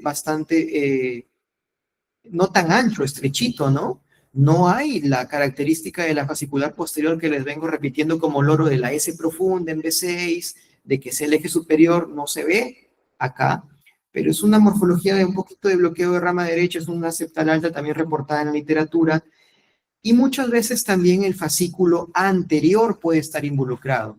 Es una T fascicular, pero esta vez del fascículo anterior, circuito un poquito más arriba, ¿no? Con una morfología de bloqueo de rama derecha. Esto es extremadamente difícil de diagnosticar por electrocardiograma. Esto yo le doy adenosina pastos, ¿no? O sea, no diría es una supraventricular con aberrancia y ya está, ¿no? porque no es el patrón típico de una fascicular posterior. Y la fascicular posterior es el 90-95% de los casos. Encontrar una fascicular anterior es extremadamente raro. Siempre quedémonos con el análisis del complejo QRS y recordemos que las estrechas en su mayoría serán supraventriculares, pero hay un pequeño porcentaje que está acá rondando, que son las fasciculares posteriores, septales altas, anteriores, que nos van a traer dificultades, ¿no? Y las anchas siempre debemos evaluarlo en el contexto de un paciente. Si un paciente tiene antecedente de cardiopatía isquémica, infarto, taquicardia, QRS ancho, eso es TB sin ver el electro, ¿no? Distintos son pacientes sin cardiopatía estructural donde la proporción de pacientes que haga taquicardia ventricular va a ser menor, ¿no? No sé, Richo, ¿tú quisieras agregar algo de este caso que tú entraste? Te pongo el electro. Lo que, bueno, primero las taquicardias del sistema de conducción son las que nos generan dolores de cabeza, ¿no? Como comentamos al inicio en la mañana, los algoritmos, pues, de Brugada, Breguet y Baba están hechos para taquicardias ventriculares. Y no nos alcanza a ver si encontramos los criterios patognomónicos de taquicardia ventricular, hacer este diagnóstico. Y ese es el gran reto, que son justamente esas taquicardias no tan anchas, que justamente son taquicardias que involucran el sistema de conducción. A más distal del sistema de conducción, a más se va alejando el circuito de reentrada del nodo AB del GIST, las taquicardias empiezan a ensanchar aún más, y empiezan a hacerse más como que características de una taquicardia ventricular. Pero a más proximales sean las taquicardias fasciculares o las taquicardias del sistema de conducción, cada vez se hacen más complejos para poder diferenciar de una taquicardia supraventricular. Es este caso, una taquicardia del sistema de conducción septal alta, cerquita al GIS. Una taquicardia que al inicio, como bien dijo el doctor Ángel, pues parece una supra, ¿no? Entonces, ese es el problema de las taquicardias septales altas del sistema de conducción. Son estrechas o en el límite, ¿no? Por eso le llamamos las taquicardias no tan anchas, ¿no? Las taquicardias que generan ese dolor de cabeza y esa controversia donde la mitad dice taquisupra, la otra mitad dice TB, y nunca llegan a acuerdo, porque siempre no pueden, pues, llegar a un consenso porque los algoritmos que utilizamos no sirven para esas taquicardias. Y no son tan frecuentes también, pues eso también es el detalle, ¿no? Y que a través de métodos un poco más complejos, como pasar a adenosina, ver que disocie esa conducción retrógrada, nos lleva a ese diagnóstico diferencial. Y a veces en la sala, ¿no? Como en estos casos, donde pensamos que es una supra, entramos bajo esa idea y en la sala, oh, sorpresa, ¿no? Está taquicardia septal alta y donde pues el manejo cambia totalmente porque pues, tenemos que hacer otros abordajes, usar otra tecnología que nos permita mapear de manera minuciosa pues, el sistema de conducción y poder cauterizar en el lugar correcto. Estas taquicardias también son un gran reto, ¿por qué? Porque como están tan cercas al sistema de conducción, cuando damos la ablación, ¿qué riesgo tenemos? Que bloquear al paciente, ¿no? Pero bueno, a través de estas tecnologías podemos precisar dónde está el sistema de conducción, poder definir dónde están las zonas muy peligrosas y poder ver si la distancia donde vamos a cauterizar es segura para proceder a hacer la ablación. Muy bien. Es el monitoreo Holter. Muchos pacientes que van a consulta refieren que sienten palpitaciones. Y estas palpitaciones o estos síntomas de palpitaciones no son pues permanentes o constantes. Los pacientes empiezan a referir porque sienten que el corazón empieza a molestarles o palpitarles 1, 2 veces por día. Y con un estudio Holter, ¿no? O más veces al día, con un estudio Holter de 24 horas podemos encontrar la solución. ¿Qué es el estudio Holter? Justamente es el monitoreo del ritmo cardíaco de forma continua, ambulatoria. El paciente se lo lleva a casa. Y durante ese periodo de tiempo, 24 horas, si el paciente tiene síntomas, pues va a salir de lo que tiene. ¿Correcto? El problema es de que no siempre los síntomas o las palpitaciones taquicárdicas, pues va a darle siempre 1 vez o 2 veces al día. A veces son más lejanas, es 1 vez a la semana o 2 veces a la semana. Y colocarle un Holter de 24 horas y ese día el paciente no presente síntomas, eso no descarta que el paciente no tiene nada. Ese es el primer mensaje que tenemos que entender. El estudio Holter descarta alguna patología siempre y cuando los síntomas que refiere el paciente se hayan presentado durante el monitoreo. Si no se han presentado, este Holter no descarta nada. Así es que pues no manden a sus pacientes al psiquiatra si es que no antes el síntoma no se ha correlacionado con el registro, porque pueden tener sorpresas. El paciente puede tener taquicardias como la TMCD, que es muy clásica y característica, ¿no? Que aparece súbitamente, está la taquicardia, puede durar minutos, de repente, minutos, creo yo, porque si dura horas, el paciente va a llegar a la emergencia y le van a tomar un electrocardiograma y te van a enseñar. Pero esas taquicardias a veces duran minutos. Entonces el paciente quiere ir rápido a la emergencia, está yendo ya y ¡pam!, se va la taquicardia. No hay forma de documentar. Y este tipo de estudios justamente nos ayuda a poder documentar este tipo de síntomas. Entonces, recuerden un mensaje importante. Nosotros haremos estudio Holter, pero la duración del estudio Holter no siempre es hacerlo por 24 horas, sino va a estar en relación a la frecuencia con la que el paciente tiene estos síntomas. Si el paciente tiene pues episodios de palpitaciones taquicárdicas una vez a la semana, pues hay que rezar que ese día que le pones el Holter pues tenga los síntomas, porque si no los tiene, pues ese Holter no es útil. ¿Ok? Entonces, en esos pacientes que son realmente sintomáticos y que ya han buscado maneras de documentar sus síntomas, pues tenemos que de repente plantear monitoreos Holter de mayor duración. 24 horas ya no, 72 horas o de 7 días. Y si son episodios más prolongados, imagínense, una vez al mes. No le voy a poner pues un Holter de un mes al paciente, ¿no? Imagínense, pobrecito. No, entonces ya aparecen otras tecnologías como los dispositivos, como los teléfonos inteligentes, en donde estos dispositivos son capaces de registrar una actividad eléctrica, tomando un electrocardiograma en ese momento que tienen los síntomas. Lo tienes a la mano en la casa. Y de esa manera, documentado el síntoma, podemos establecer si esto se correlaciona con una taquiarritmia. De ahí la importancia entonces de los sistemas de monitoreo continuo del ritmo cardíaco. Y entonces el estudio Holter, más allá de solamente registrar el ritmo cardíaco, también tiene la capacidad de poder interpretar pues qué es lo que está pasando con el paciente. Y en el análisis y en la interpretación, estos sistemas tienen pues un método estandarizado que permite bajo la morfología de los complejos QRS, la regularidad, los intervalos de acoplamiento, ¿no?, que se pueden establecer y configurar en este sistema, se puede definir si es que el ritmo del paciente pues, es normal o anormal. Recuerden que nosotros cuando ponemos un Holter no nos vamos a poner a revisar todos los latidos del día. ¿Cuántos latidos más o menos hay en el día en una persona? Por medio. 100.000, no recuerdo bien ese número. Una frecuencia de 60 latidos, 70, maneja una frecuencia cardíaca de 100.000. ¿Ok? De 100.000 latidos, ¿no? Entonces, yo no voy a analizar los 100.000 latidos, imagínense, ¿cuánto tiempo voy a quedar sentado en la computadora? Mucho tiempo, ¿sí o no? Entonces, el sistema Holter, de manera automatizada, establece plantillas. Define la morfología del complejo QRS y define que ese es el ritmo de base del paciente. ¿Ok? Define la regularidad, define la frecuencia de estos intervalos o de estos QRS. Y de esa manera establece, pues, la frecuencia cardíaca. Calcula automáticamente la frecuencia cardíaca de todo el episodio de monitoreo. Establece cuál ha sido la frecuencia cardíaca mínima, la frecuencia cardíaca máxima, si ha habido algún silencio o una pausa. ¿Ok? Entonces, en el análisis del estudio Holter, hay una serie de recomendaciones que les vamos a ofrecer. ¿Para qué? Para que este método sea, pues, recontra amigable, recontra fácil de hacer. Y la lectura del Holter, pues, no lo haga en 1 hora, 2 horas, sino, pues, en un tiempo menor, de 5 a 10 minutos, lo que corresponda, ¿no?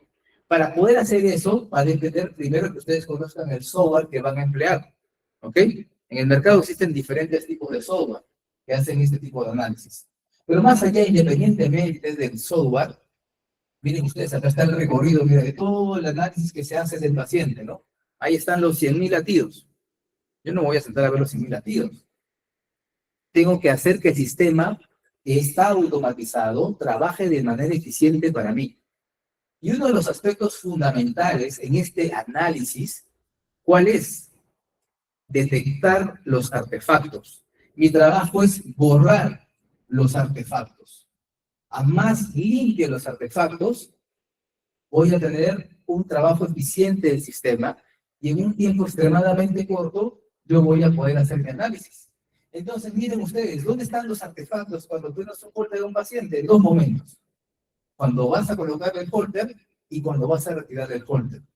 Ahí se forman los artefactos, y ahí aparecen las redes polimórficas, ahí aparecen las pausas, y una serie de cosas ahí complejas, que pues, si uno no borra eso, en su análisis de los eventos va a estar ahí borrando uno por uno, por uno, por uno, por uno, por uno, y va a perder tiempo, va a perder minutos. Entonces ese es el primer paso. El reto es borrar los artefactos, identificar. Si quieren, ustedes pueden hacer un barrido rápido de todo este monitoreo, identificar los periodos de artefactos, seleccionarlos y borrarlos, colocar que son artefactos y punto. Pero obviamente para hacer eso, es que ya tengo pues el ojo clínico ya bien desarrollado, ya aprendí mi curso de electrocardiografía de manera detallada, ya domino el análisis de un complejo QRS, cuándo es ventricular, cuándo es supraventricular, cuándo realmente es una pausa, cuándo realmente es un artefacto, ¿no? Y eso obviamente lo adquieres con la experiencia. ¿Ok? El siguiente paso es configurar. Yo le tengo que decir al holder a qué va a llamar pausa significativa. Si el holder está configurado para decir que una pausa debe ser más de 2 segundos, imagínense, voy a encontrar 100 pausas. Yo no voy a estar realizando 100 pausas, pues, ¿no? Para mí la pausa significativa será mayor de 2.5. ¿No? Entonces ya no va a haber 100 pausas. Va a haber ahora 3 pausas, las tengo que realizar. Extrasístoles auriculares. Yo tengo que decirle al holder de que el intervalo de acoplamiento que le vas a poner para llamar extrasístole auricular no tiene que ser demasiado largo, tiene que ser bastante corto para que realmente le detecte extrasístoles auriculares. Lo mismo con las ventriculares. ¿Ok? Entonces, tengo que hacer una configuración previa del software que tengo para poder definir a qué llama pausa, a qué llama extrasístole ventricular, supraventricular, etc. Ese es el siguiente paso. El tercer paso, en cualquier dispositivo, es decirle al dispositivo lo siguiente. ¿El paciente está en ritmo sinusal o está en fibrilación auricular? Eso es lo que tengo que decir al sistema. Porque si no le digo nada al sistema, pues el sistema va a empezar a diagnosticar en pacientes con FA como un montón de extrasístoles porque va a haber mucha irregularidad, cuando es simplemente un paciente que está en fibrilación auricular durante todo el estudio. Va a empezar a detectar, pues, cosas que no son necesarias detectar. Y si el paciente tiene marcapasos, pues tengo que configurar que el paciente tiene marcapasos, unicameral, bicameral, de tal manera que ya el software tiene esa información y va a automatizar la información. Cuando el software detecte que el QRS esté ancho, pues ya sabe que es por el marcapasos. Cuando detecte una espiga antes del QRS, lo va a catalogar ya como un ritmo de marcapasos y lo va a tener en su plantilla. Y todo el resto que detecte con esa misma morfología lo va a configurar de esa manera. Muy bien. Luego comenzamos pues con el análisis de la frecuencia cardíaca. Y esta se puede resumir en esta gráfica, miren ustedes. Cómo la frecuencia cardíaca varía en el tiempo. En el día la frecuencia cardíaca está aquí, baja en la noche y sube en el día. Y yo tengo que identificar picos. Por ejemplo acá, la frecuencia cardíaca subió. ¿A qué hora subió? En la tarde. Y en la noche dormía. Pero si el paciente nos hace o nos registra que tuvo palpitaciones y yo veo pues que hay un pico abrupto y veo claramente que en ese periodo hubo pues un aumento en la frecuencia cardíaca, la tengo que analizar. ¿Ok? Luego veo las morfologías. El dispositivo me programa, me dice, señores, acá tengo diferentes morfologías. La morfología del ritmo normal es este, en blanco. Así he definido que este es el ritmo sinusal del paciente. Muy bien. Esta es la morfología de extrasístoles ventriculares que he encontrado en su paciente y así lo he catalogado. Lo verifico, lo valido y si es así, el dispositivo se pone a trabajar. Acá, por ejemplo, miren ustedes, morfologías, ritmo normal, en rojo tenemos supuestas extrasístoles ventriculares, pero no lo son. Entonces yo empiezo a verificar, verifico que son simplemente artefactos, los selecciono rápidamente, si es el ojo del electrofisiólogo, ¿no? Seleccionas todo y ¡pam! Lo catalogas como artefactos. ¿No? Entonces quedan estas. De estas son cuerdas estrechos, más parecen supraventriculares, no ventriculares. ¿Ok? De esa manera, pues, una vez que he limpiado los artefactos, que he configurado el sistema, ¿correcto? Que he verificado que las morfologías que me identifica automáticamente el equipo es correcto, procedo ahora sí a analizar evento por evento. Si yo no hubiera hecho todo este trabajo previo, hubiera tenido 500 pausas, 20 líderes transistores ventriculares, y estaría sentado horas y horas y horas revisando esto y nunca terminaría. Y si es que lo terminaría por tanto cansancio, ya que Dios diga lo que es, coloco mi informe y lo que sea. Pasa, ¿no? Muy bien. Revisamos entonces, somos eficientes y eso es fundamental trabajar. Revisamos, miren, ya hay 0 pausas, ya hay pocas arritmias y me enfoco en ellas. Empiezo a verificar, ¿no?, si realmente son así. Bradicardias, 41 latidos, ¿sí? Bradicardia sinusal, verifico, todo bien. Y así empezamos a analizar cada uno de los latidos. Documento que esta es una bradicardia sinusal para que en el informe salga, ¿correcto? Y si hay algún episodio importante, también lo documento, porque obviamente, si yo voy a reportar un Holter, tengo que colocar los hallazgos patológicos que he encontrado. O puede ser que yo me informe y coloque fibrilación auricular y no mande ningún trazado impreso. No puede ser, pues, ¿no? El médico que recibe el informe no va a creer lo que has escrito. No debería, ¿no? Tiene que ver el trazado electrocardiográfico y tú como interpretante o la persona que ha hecho ese análisis tiene que mostrar, aquí está la fibrilación auricular y lo imprimo, y adjunto a mi informe o a mis conclusiones, de tal manera que yo ya pueda, pues, hacer este análisis. Finalmente, después de todo este análisis, el software me manda una tabla de resumen. Me dice que hubo 100.000 latidos en 24 horas, ¿no? Como comentamos.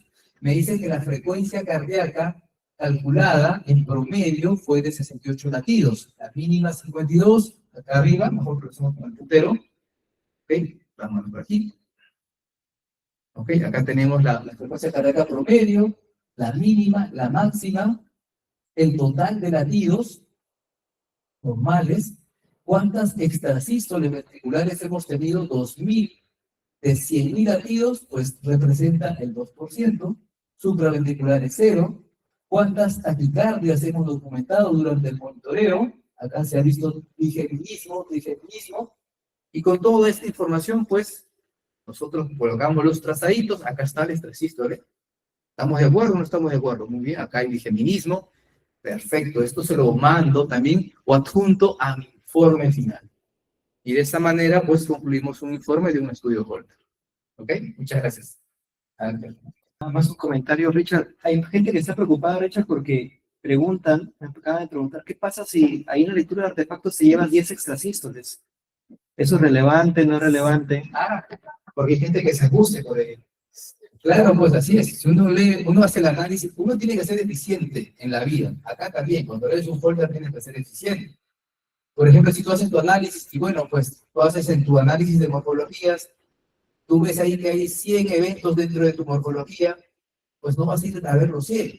Los sistemas cada día pues se hacen más especializados y tienen mayor precisión. Entonces, que dentro de esos 100 en un grupo haya 2 o 3 extrasístoles, eso no va a cambiar la historia del paciente.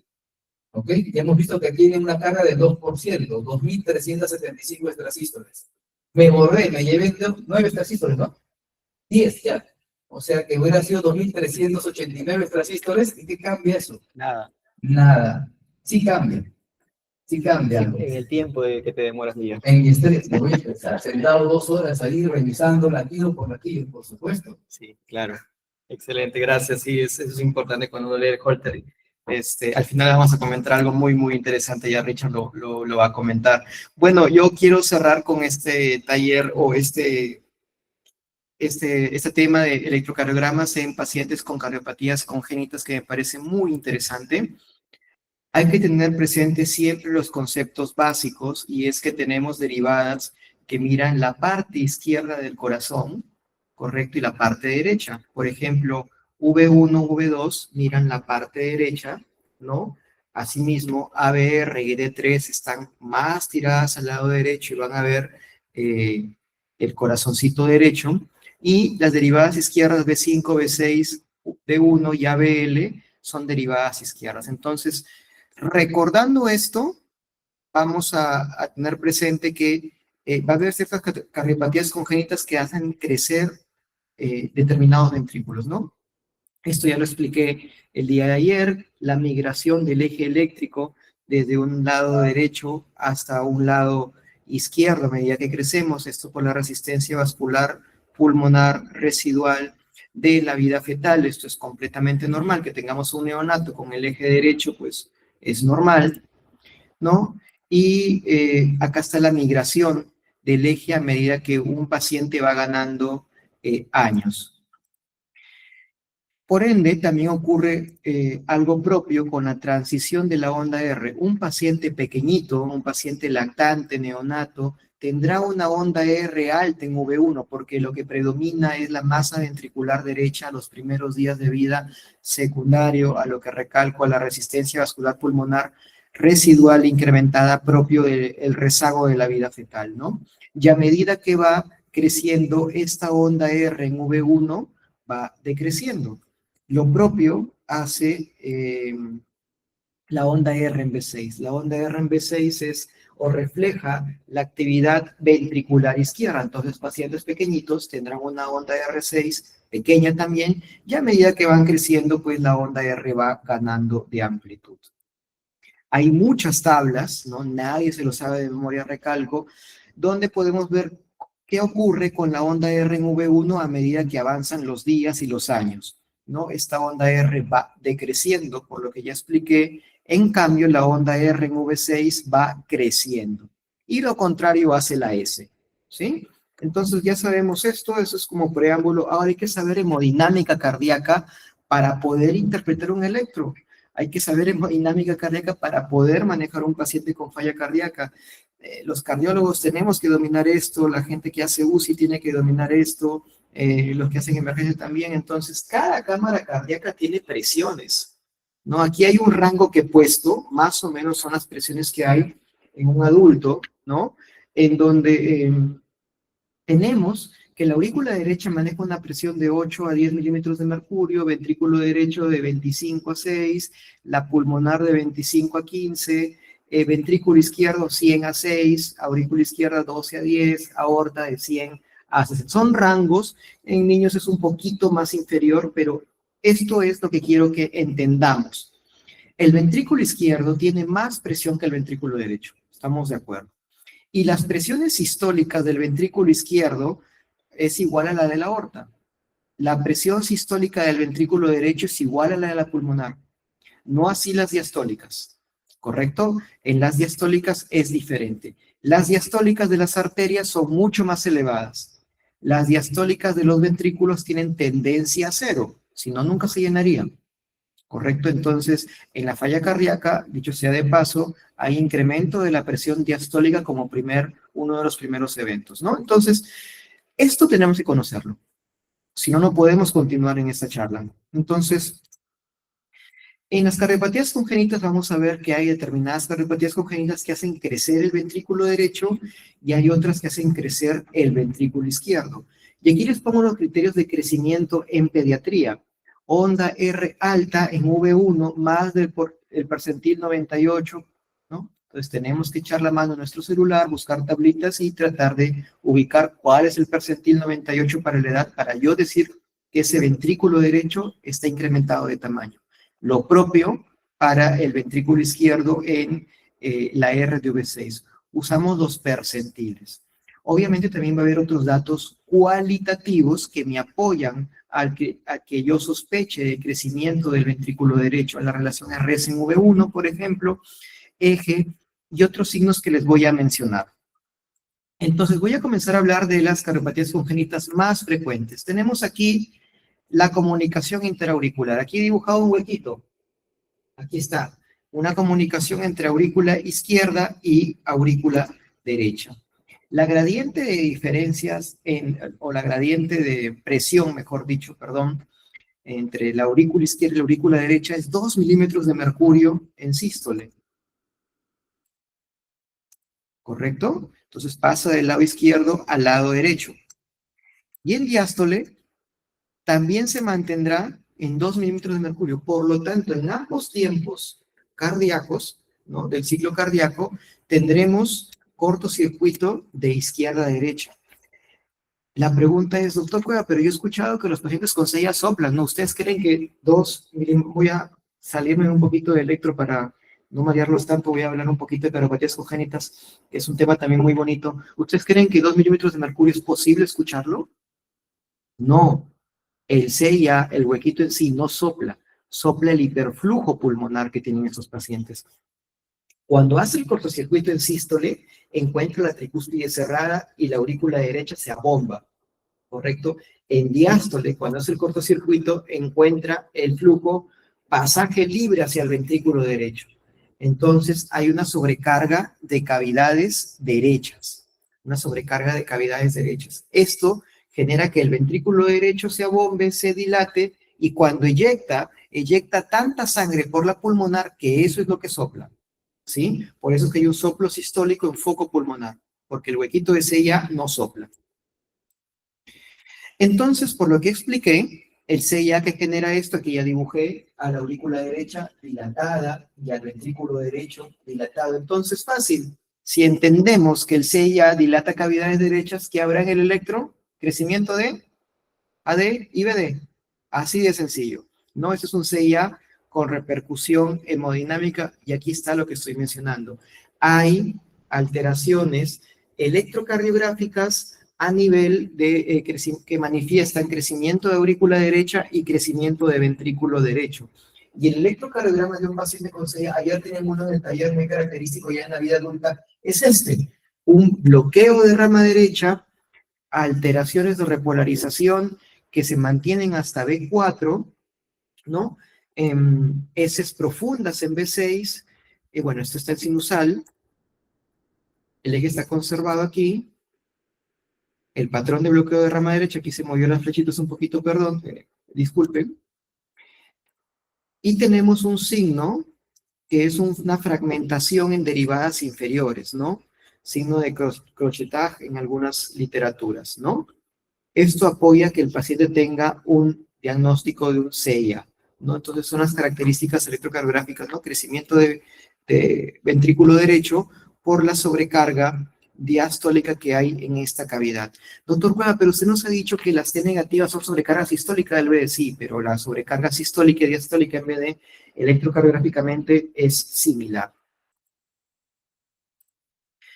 Este es otro ejemplo de un paciente con un CIA, ¿no? Ya en la vida adulta, bloqueo de rama derecha, ¿no?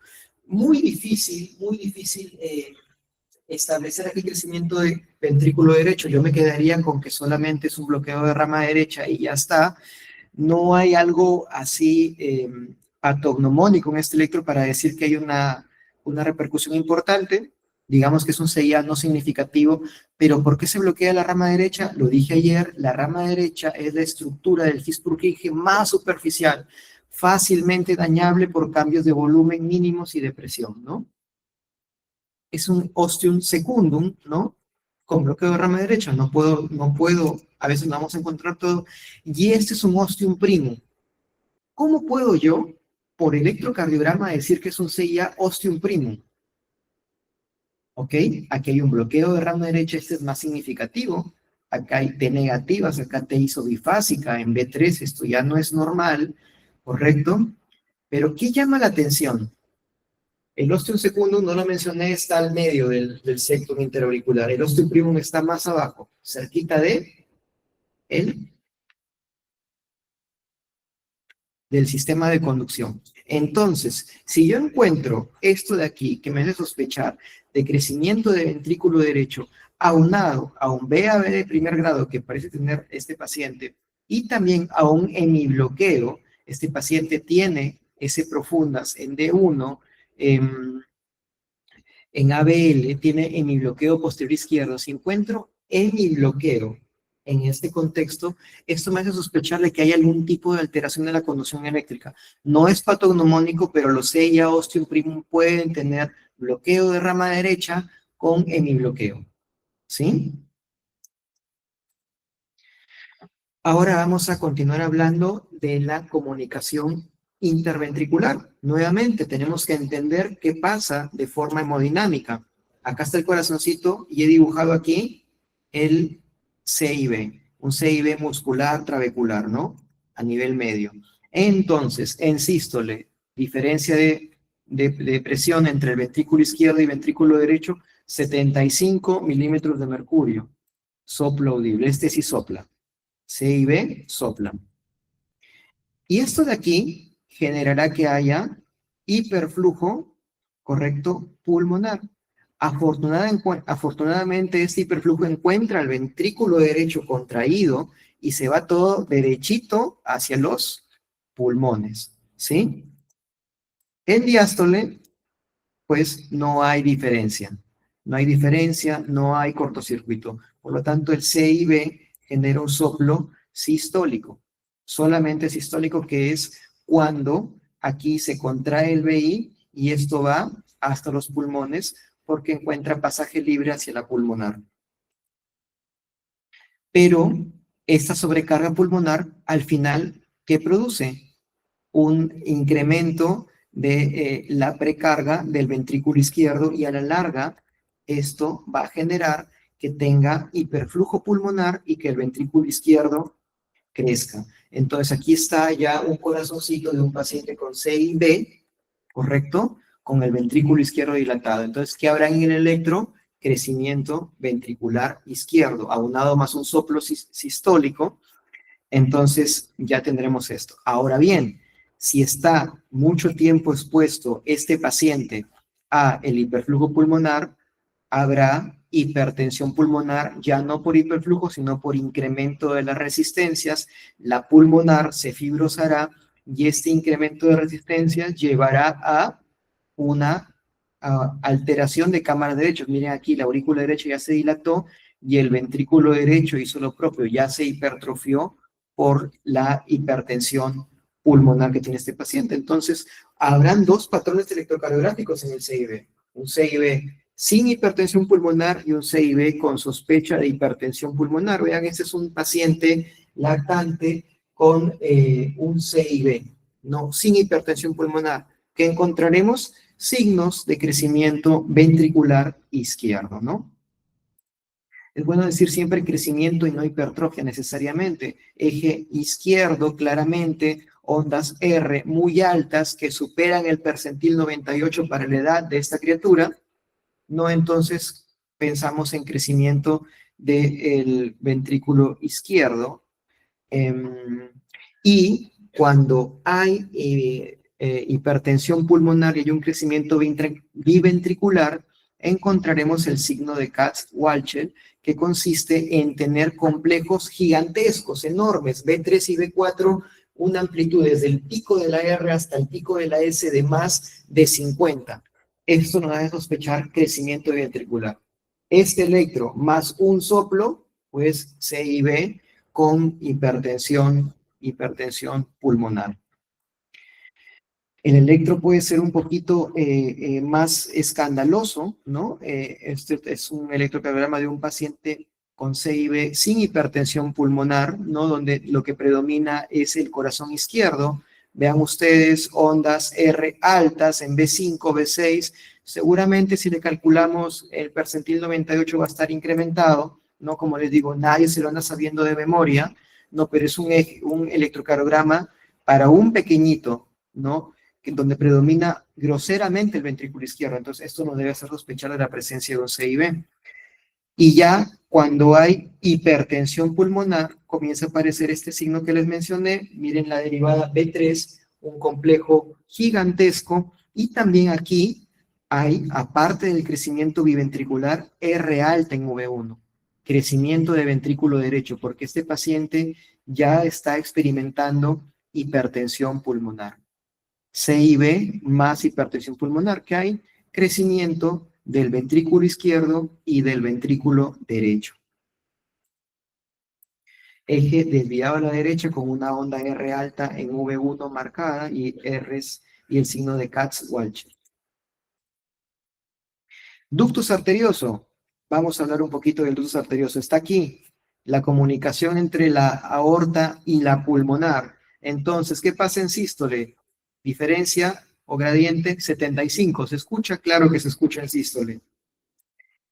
y la aorta le pasa a la pulmonar su flujo. ¿Qué pasa? Y esto va finalmente a generar hiperflujo pulmonar. En diástole, 60 diastólica en la aorta, 15 en la pulmonar, se sigue escuchando, gradiente de 45, por lo tanto tendremos un soplo en maquinaria y este ventrículo izquierdo que viene sobrecargado recibe toda esta precarga incrementada. Por lo tanto, el ductus arterioso persistente que hará crecimiento de cavidades izquierdas en primera instancia y por lo mismo que produce el CIB, a la larga producirá hipertensión pulmonar. Sencillo, si encontramos signos de crecimiento de ventrículo izquierdo, será un PCA sin hipertensión pulmonar, si encontramos de ambos con hipertensión pulmonar. Y hay un hallazgo electrocardiográfico que no es patognomónico, pero lo menciono. ¿Cómo puedo yo saber si es un PCA o un CIB? ¿No? La presencia de la onda S al final de B6 me apoya que sea un CIB y que esté ausente en B5, esto me refuerza que sea un PCA, pero en realidad eso tiene baja sensibilidad, pero se puede emplear, ¿no? Al final por electro es muy complejo discernir entre uno y otro.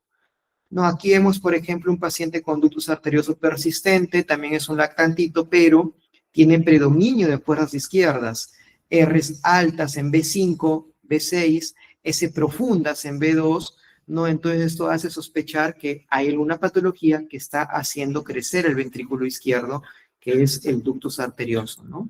Esto aunado a un soplo sistodiastólico o en maquinaria es ductus arterioso. Vamos a pasar ahora a las cianóticas. La tetralogía de Fallot consiste en un CIB muscular también muy cerquita de la válvula pulmonar, ¿no? Pero antes del año tiene un comportamiento muy diferente que después del año. Para entender esto, aquí hay un CIB, correcto, y un cabalgamiento de la aorta, esto lo sabemos también, pero antes del año no genera tanta repercusión, no genera un cortocircuito significativo porque esta obstrucción a nivel del infundíbulo pulmonar no es tan marcada, pero a medida que el paciente crece sí es más marcada y la sangre tiene más facilidad de irse de derecha a izquierda por el CIB que salir por la línea pulmonar. Es por eso que la tetralogía de Fallot produce cianosis luego del año por esta sencilla razón. Entonces, la tetralogía de Fallot es hipertrofia del ventrículo derecho. ¿Qué encontraremos? Predominancia del ventrículo derecho en electrocardiograma.